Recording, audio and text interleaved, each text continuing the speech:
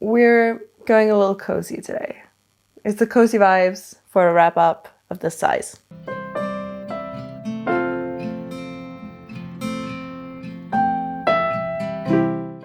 Hello and welcome to my channel, The Danish Readaholic. My name is Silka and today I'm going to be doing my January, February and March wrap up. So at the beginning of this year, when I decided to make quarterly wrap ups, I was like, I'm going to be talking about like 10 books maximum. I didn't put into consideration that I would be doing this well with my reading. So yeah, let's just get into the stats. I'm going to try and do them the way that I've always done them. So I'm going to make this side probably of the screen black and then put in some icons as well as some graphs and stuff for the beginning of this wrap up. And then I'm going to go into all of the individual books afterwards. So how many books did I actually end up reading in those 3 months? Well, 19 in total, as far as I can see. 7 in January, 6 in February, and 6 in March. As for the pages, I have read 8,166 pages, which is fine. It's all good. Well, it's more than fine. It's actually very good compared to what I usually read, which, like, if we look at last year, I read 15 books total, and I've already surpassed my yearly, like, reading from last year. I've already surpassed that by just in 3 months. So, yay me. Then we have the star rating. When looking at this, I can see that I've been a little bit loose with my star rating. So there's that. But we have 4 3 stars, 5 4 stars, and 10 5 stars. I will say I've done a lot of rereading of my favorite books. So a lot of them are like repeat 5 stars. All right, then we have the genre. I think it comes as no surprise when I say that I have read 17 fantasy books. I have read 1 dystopian sci-fi. Which one is that? Oh, that one. Got it. It's a sci-fi, not a dystopian, but I categorize them together for some reason. And then I have 1 miscellaneous. As for the authors, I have read 13 different authors. 4 of them were completely new to me, and 9 I had read before. Then we have the author nationality, and even though the Americans are taking the lead, I feel like my reading has been rather diverse in terms of the nationality of the authors. I have 1 from Australia, 1 from Canada, 7 from the US, 1 from the UK, 1 from Guam, 1 from Kuwait, 1 from China, and 1 from Denmark. Then we come to the representation, and that isn't as good as maybe the diversity of the authors. I don't know. But I think I've been trying to be a little bit stricter with when I put something as representation because I need to notice it, obviously. So even if, for example, I've just read Mistwick, the Mistwick School of Musicraft, and there is a side character that is in a wheelchair, but she isn't there enough for me to count it as representation. I have also changed the category. Usually I just have a category that says none.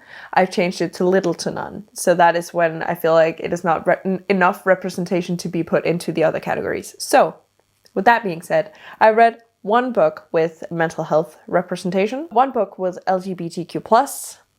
5 books with racial representation, 0 with disability, 2 with multiple types of representation, and 10 books with little to no representation whatsoever. As for the intended audience, I also am fairly widespread in my opinion. I have 3 middle grades, 12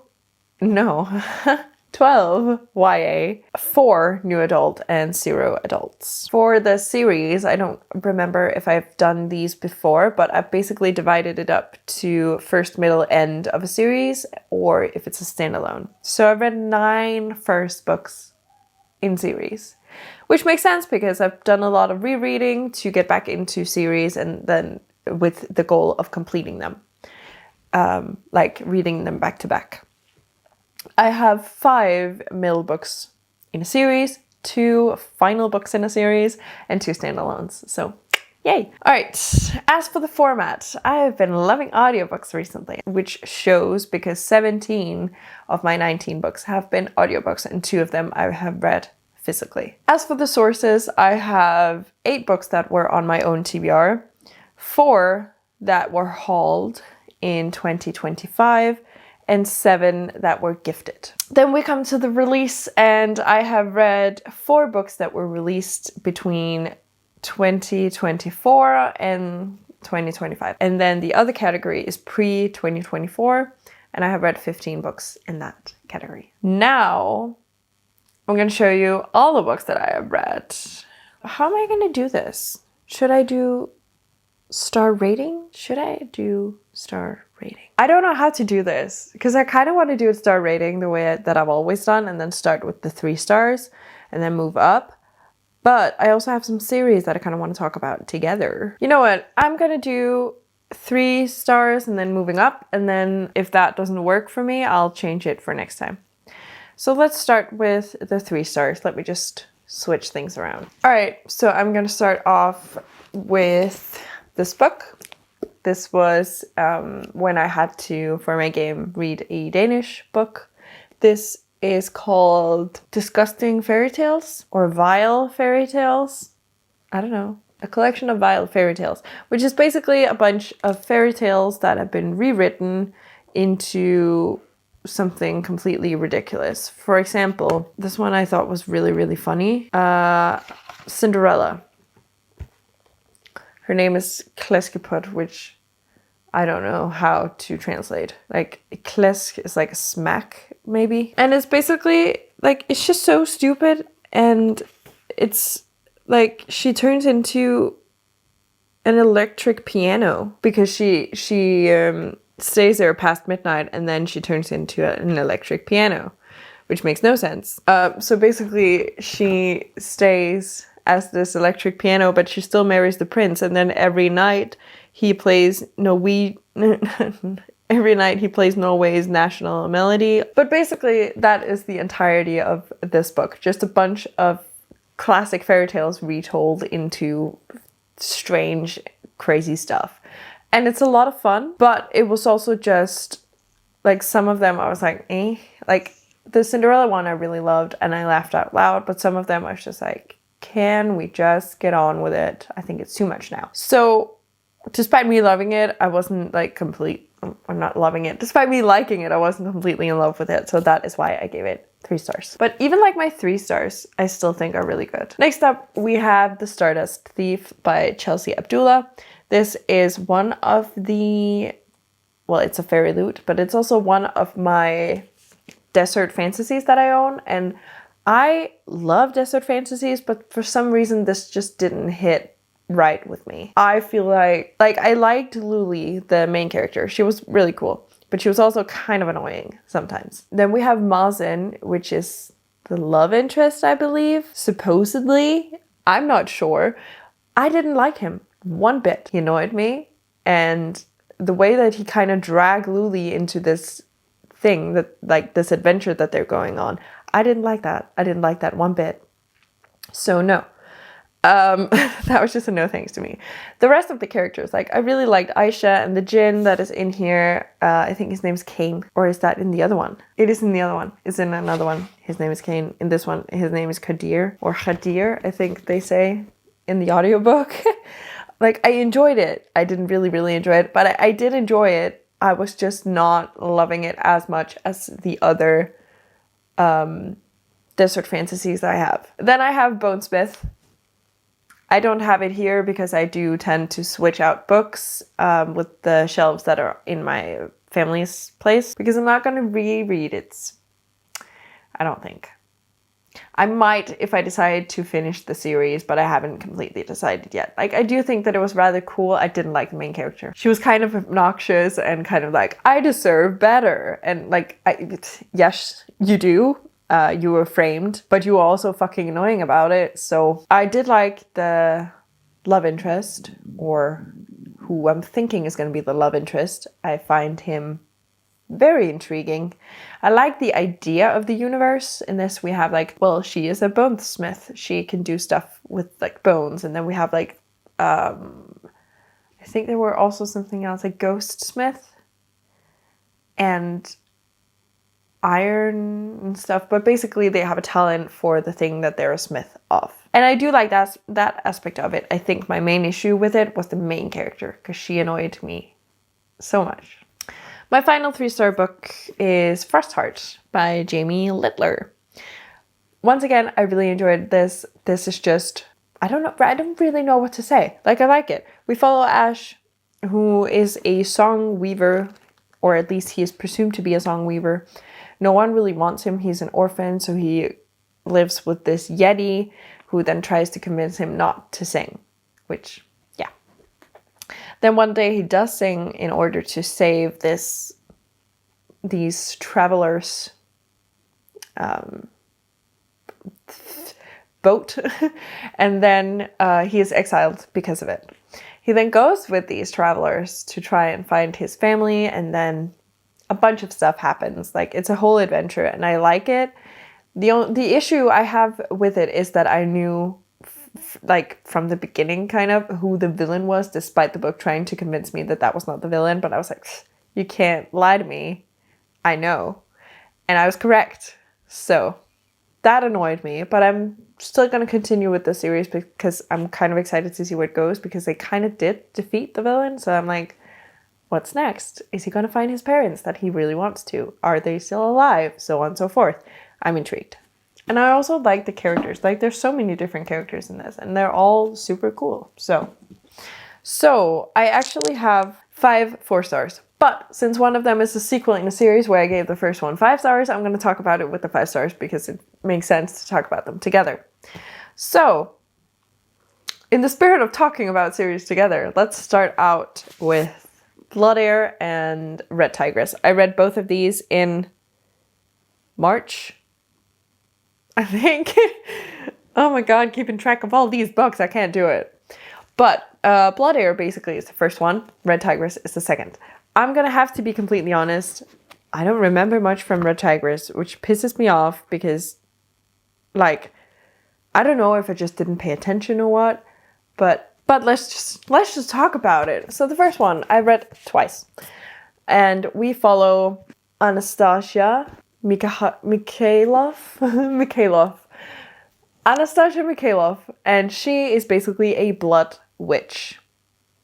At least that's kind of what they call her. But she has an affinity for blood, so she can draw on people's blood, which is fucking cool. And she then goes to this prison to free this crime lord, and his name is Ramson Quicktongue. I hate the name. I fucking hate it. I like Ramson, but Quicktongue? Really? But I think that is just, or I know that that is just something that they call him, which is... She then frees Ramson Quicktongue and then kind of forces him to help her find someone, because she's like, you're the only person that can do that. And true. But yes. And then a whole deal happens. Like, so many things happen. But basically, Anna has been framed for her father's murder. She is the crown princess, I guess you would call her. Yeah. So she has been found for her dad's murder. And she is then trying to find the person who is responsible for the murder so that she can clear her name and take her rightful place as heir to the throne. So that is what happens in this. And we get so close. But we also have a sequel. And in this, the journey continues. And we also meet a bunch of new characters that are really, really cool and not that lovable, some of them. For example, Ransom Quicktongue's sister, who should burn in hell, if you ask me. So, yeah. I'm not going to talk too much about this, but I gave both of these 4 stars, and I'm excited to read the final book. I just need to get my hands on it. I hope I'm not going through these too quickly, and I'm also really sorry that I don't remember a whole lot of plot about some of them, and it seems like I'm giving like random, like, this happens, this happens, this happens. I'm sorry. Next up, we have The Serpent and the Wings of Night by Carissa Broadbent. I gave this 4 stars. I really, really loved it. Don't get me wrong, I did really love it. I like the premise of it. I like the whole enemies to lovers. I also like the friendship between, I don't remember her name, but we have Rain and we have Oriya, and then we have the person that they live with during these trials, and I don't remember her name, but she was also really nice. Where this kind of takes it from a 5-star to a 4-star is basically in the spice. I like spice. I don't need descriptions of the genitalia. I'm fine. No thanks. I know what it looks like. I can picture it if I want to. Please don't describe it to me. I don't need it. So that was my issue with it. There was this one scene where it was just like, bitch, you're going into too much detail about his tool.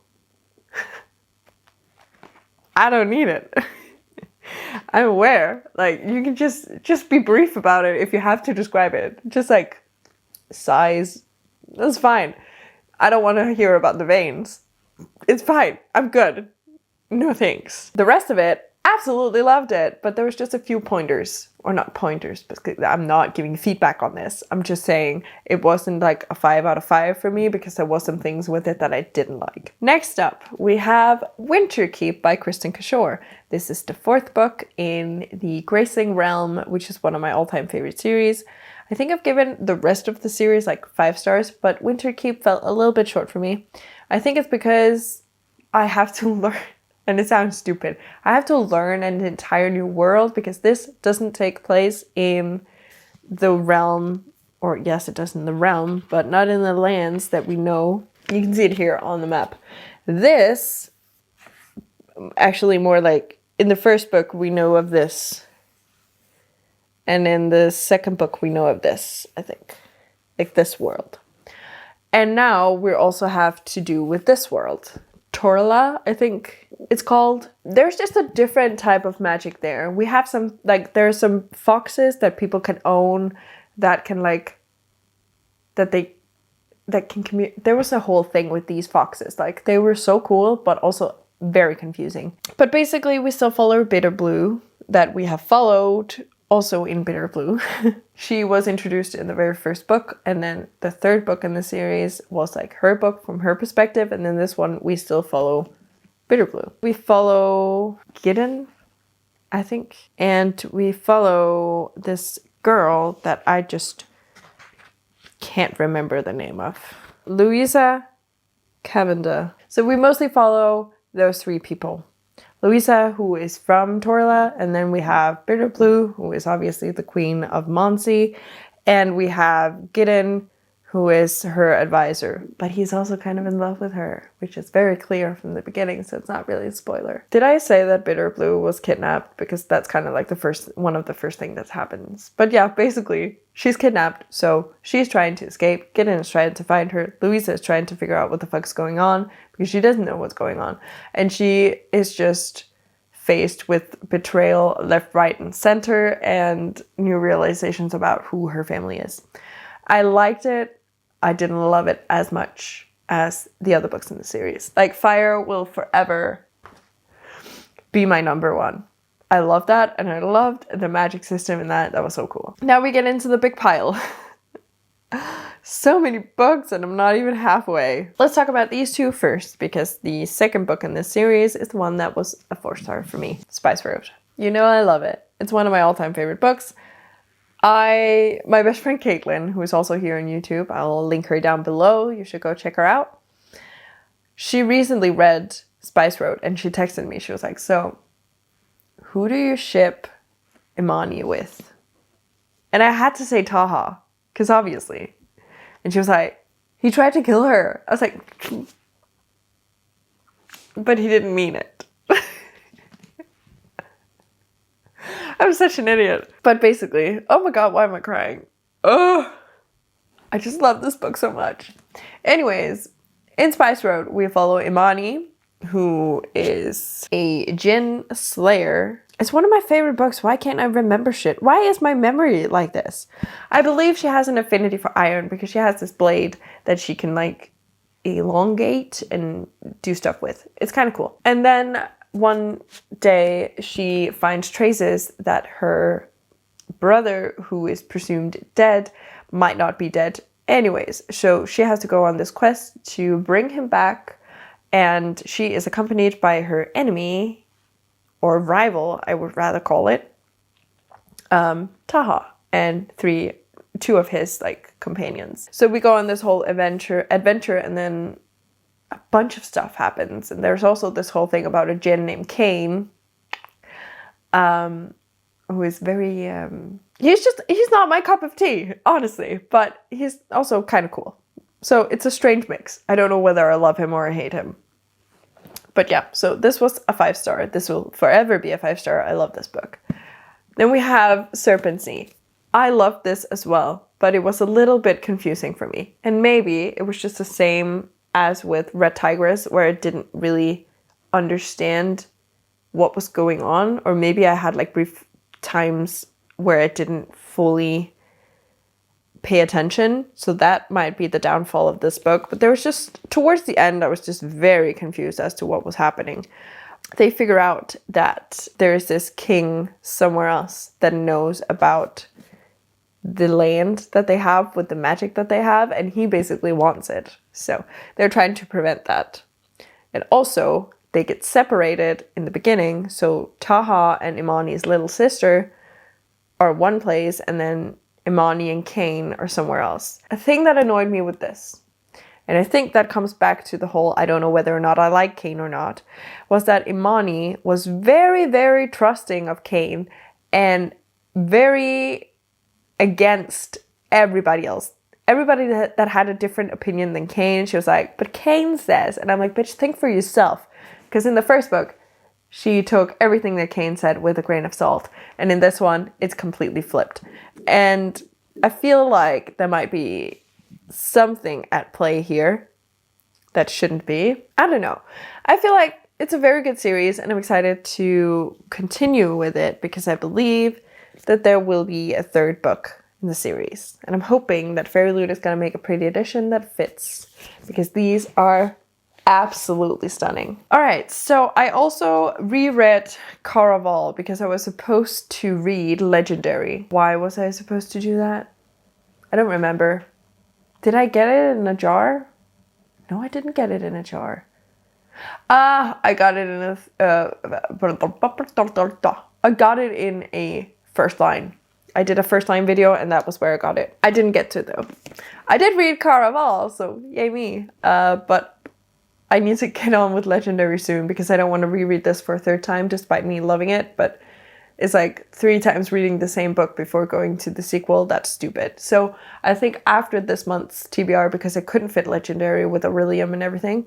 So after this month, I think I'm going to try and prioritize to finish Caraval as well. I love it. It's so intriguing, and I'm so excited to go back into the universe. Hopefully next month I will do so. And also going into, what's it called? Once Upon a Broken Heart. And that series as well, because I'm intrigued. I'm so intrigued. I've only heard good things. And I've also only heard good things about Caraval, so I really need to, you know, get a move on. Let me just talk about this one, because I can't really say too much about the plot, because it's the third book in a series. So, Onyx Storm. I read it in January when it came out. I love this. The people saying that Onyx Storm is just one giant love letter from Satan to Violet is just spot on, because that was what I felt like it was. Where they had been bickering and kind of fighting, and both of them being as, you know, strong, is it called strong-headed? I don't know. But they've just been like so stubborn in the first 2 books. And in this one, he kind of just gave in and was just like, I'm on your side, you're mine. Also, really love Riddick in this. Like, I loved him before, but I really love him in this. And now I'm scared that she's gonna do something to Riddick, because I would not want that. I'm afraid that this is another Liam situation where she's gonna pull a Liam on us all, and I don't want it. Cool. Let's talk about Dragonfruit. This is a book by Makia Lucia, who also did Year of the Reaper, which is one of my favorite books. She is one of my favorite authors, I think I can safely say now, because this one was so great. So good. I like her pacing of books, because this is a standalone, the other one was a standalone, and it's great. It's done really well. In this, we follow, what's her name? What is her name? Hanalei of the Tamarind, who is the daughter of an old island family. But she is exiled when her father steals a sea dragon egg, which was meant for the ailing princess, or the sick princess. Hanalei was like the, I don't know, can we say companion of this princess? And then they both get sick from something, and I don't remember what it was. Then they have this dragon egg that is supposed to heal them, but there is only one. So the father steals this dragon egg and then gives it to Hanalei, and then he flees. She then returns to the island for reasons I can't really remember. And then her old friend Sam, who is the last remaining prince of Tamarind, is basically there to greet her or make her feel welcome. Another thing I like about this is that Sam can't become king because there's no such thing as kings in this. It's a matriarchal society. So with his mother ill, who was the princess, and his grandmother is very old, basically says that Sam is left with two choices: to marry or to find a cure for the sickness that has plagued his mother. And then when Hanalei returns, some feelings are brought back. But what I like about this, no, I can't say that because I'll spoil it. But I like that this isn't as romance heavy as you might think it is. And I like the whole sea dragon aspect of it. It's very cool. I have, 6 books left, but a bunch of them are in a series, so I'm going to talk about the one that isn't, and then talk about the series afterwards. Roswell Johnson saves the world. He has done it again. I love Chris Colfer. Absolutely love the man. This is so much fun. Basically, we follow Roswell Johnson, who is a kid that lives in somewhere in the US, I don't remember where. Also, doesn't really matter. We start out meeting him at this science fair, where he talks about that he believes that aliens do exist. He is then told by the judge that blah, blah, blah, no they don't, are you stupid, basically. He then goes home very disappointed, and then all of a sudden, this chicken at the chicken farm where he lives is abducted, and he is accidentally abducted as well by these two gray people. I don't remember the names of them, to be completely honest. Does it say here the grays? No, it just said 2 bickering grays. And then we have a bunch of other characters, like we have a robot and a little fur ball. She's a dog from like their planet of like dogs. And then we have her, which is super cool, and I don't remember, I think her name was, or their species was a Pleiadian. So basically we have the Greys, a cyborg, a mantis, a Fergarian, and a Pleiadian. That's their races. And we then go across the universe because Roswell is accidentally abducted. Then the Greys' ship are taken into custody by some evil people or evil aliens. And then we figure out that this whole plan to invade Earth is taking place. But then this band of misfits, or maybe not misfits, but found family, let's call it that meet in this prison cell on this alien ship, form an alliance to save Earth, which is fucking cool. And I loved it. There's also a whole different element of things in this about his family, and yeah, it was just great.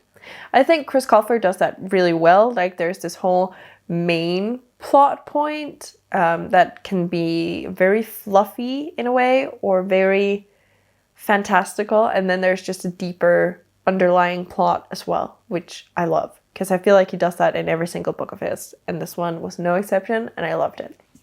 I'm excited to read the next book in the series. I think it has already been released, so I just need to get my hands on it. Let's do this chunker of a series. Kingdom of the Wicked. Can I hold all of them up? Kingdom of the Cursed and Kingdom of the Feared. I read these 2 in February and this in March. I love this series so much, and in my opinion it only got better, because what I was missing from the first one was maybe just a little bit of romance, a little bit more like romance heavy. I would have liked that. And then we have Kingdom of the Cursed, which like turns it up on the romance thing. And then we have Kingdom of the Wicked, which is insane. I absolutely loved it. This book, like this series, so good. Because like this one was great, don't get me wrong. It was just a brief introduction into what this world had in store for me, and I was loving every single second of it. Then we have this one, which shows more of the demon realm, and this one where everything in the end is like revealed, like who everybody is. But let me tell you about Kingdom of the Wicked. So in this we follow two sisters. One of them is then murdered, and the other sister, Amelia, I think is her name, yeah, is convinced that it is the devil's work, or at least that a demon might have knowledge of who had done it. So she summons a demon and accidentally summons the demon of House Wrath, so the King of Wrath, basically. And yeah, she accidentally binds him to her for all eternity. And they do not like each other because she is a witch, and witches and demons do not mix. So basically in this one, she is trying to solve her sister's murder, as well as some murders of other witches on the island of Sicily where they live. That is what happens in very, very short and broad terms. And then we have the rest of the series that just goes haywire. Or not haywire, but it just goes everywhere. Now we have the final two books that I have read. When did I read these? When did I read you? When did I read you? So the last two books is City of Nightmares and Cage of Dreams by Rebecca Schaeffer. I read City of Nightmares in January, Cage of Dreams in February. This was a reread. I love this so much, and I feel like this was the most like direct continuation. Like this could easily have just been one long book, but I'm glad that it wasn't, because it would have been a chunker. I feel like this is just the most direct continuation of a book that I have ever read. It takes everything that you have learned in the first book and builds on it in the second book, and stuff that wasn't completely revealed in the first book are then obviously completely revealed in the second, because this is the final book in the series. I loved it. I also like that we kind of go more into the corruption that are in this world, because now in the first one, where the issue was that everybody who dreamed was turned, or everybody who had a nightmare was turned into their worst nightmare, and that was somewhat solved in the first one, and now we get to more of the societal problems that there is in Cage of Dreams, or in the world. Also, the character development is phenomenal. And also, the friendship, semi-love story that is in here, love it so much. It is not romance heavy. I mean, I love a good romantasy, but sometimes you also need something that isn't that romance heavy, and this one is a good option for that, in my opinion, because they feel more like friends for the majority of the books. I actually don't remember if they do like turn straight up lovers, or if they just keep on being this in-between state of friendship or not. The covers are stunning. I love the writing. I don't have much else to say. It was a straight up 5-star, both of them. You should definitely give it a go. It's not as fantasy as I normally would like my books. Like, it does take place in like a big city. I imagine it like London or New York. It is said to be like inspired by Gotham, I think. I think that is what I remember that it was inspired by. But I mean, I can definitely see that, and I don't mind it. It's very cool.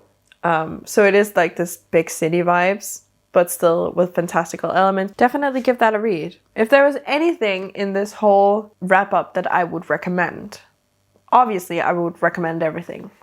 There isn't really anything that I wouldn't recommend.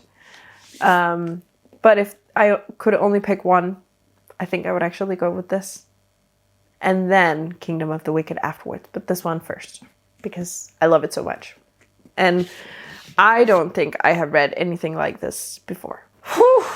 That was a long ass video, and now I need to go and edit it, and then I need to go do schoolwork. So it's gonna be a long day for me, and I'm not liking it. But it is what it is. So It's a good thing I decided to do it a cozy way. Thank you so much for watching. Please leave a comment telling me what your favorite book of what your favorite book of the first quarter of the year have been. Also, if you read any of these, let me know your opinion on which one of these were your favorite. If you just want to let me know that you're here but don't know what to comment, please leave like a cozy emoji. And you decide what that is. I don't even know if there's like a pillow or something, but it could also be like a cup of coffee, something that you associate with like coziness. I want that. All right. Once again, thank you so much for watching, and until I see you next time. Bye!